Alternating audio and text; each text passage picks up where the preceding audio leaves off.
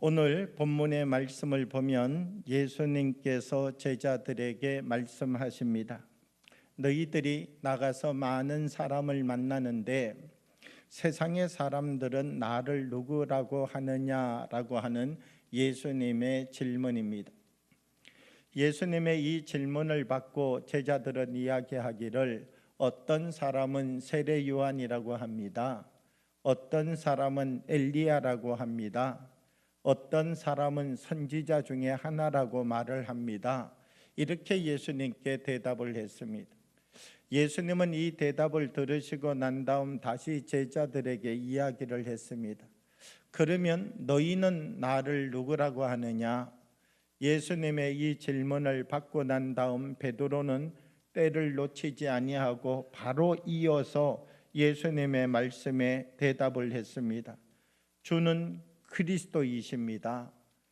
사실 이 베드로의 신앙 고백은 엄청난 사건이었습니다. 이 베드로의 신앙 고백은 예수님께서 들으실 때도 놀라운 사건이었습니다. 마태복음 16장 17절과 18절의 말씀을 보면 이렇게 기록합니다. 예수께서 대답하여 이르시되 바요나 시몬아 내가 복이 있도다.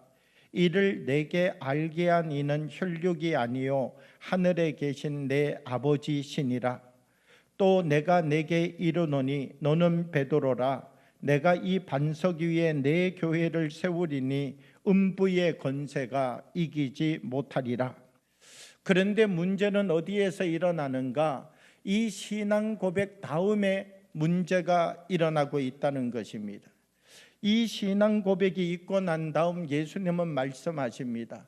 그래, 이제 내가 저 예루살렘에 올라가야 되겠고, 그리고 그 예루살렘에서 이제 붙잡혀서 십자가에 못 박혀 죽어야 되겠고, 그리고 내가 사흘 만에 다시 부활할 것이다. 예수님께서 이 땅에 오신 예수님의 참된 목적을 이야기하는 것이죠.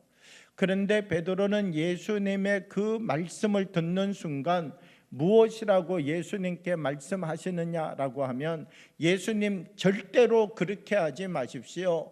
예수님 그렇게 십자가에 못 박혀서 죽으시면 안 됩니다. 예수님께서 말씀하시는 이 말씀에 대하여서 베드로가 강건하여 예수님의 이 말씀대로 하면 되지 않는다라고 예수님의 말씀의 이야기를 덧붙이게 되었다는 것입니다. 예수님은 신앙 고백이 완성이라고 우리에게 말하는 것이 아니라는 것입니다.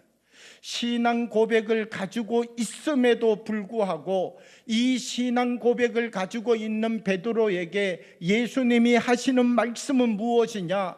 자기 십자가를 지고 나를 따르는 사람이 되어라, 이 말씀을 하고 있다는 것이죠. 그러니까 이 신앙 고백을 내가 갖는 자리가 완성의 자리가 아니라 신앙 고백을 가지고 있는 자리에서 십자가를 지고 주님을 닮아가고 따라가는 삶으로 더 성숙하고 변화되는 삶을 살아가야 됨을 이 베드로에게 말씀해 주고 있다는 것입니다. 오늘 이 베드로에게 찾아오신 예수님 무엇을 말씀하십니까? 베드로야, 너가 정말 이 신앙 고백을 가지고 있는 것 엄청나고 놀라운 일이다. 그런데 내가 너에게 다시금 부탁한다. 이제 너는 자기 십자가를 지고 나를 쫓아오는 사람이 되어라.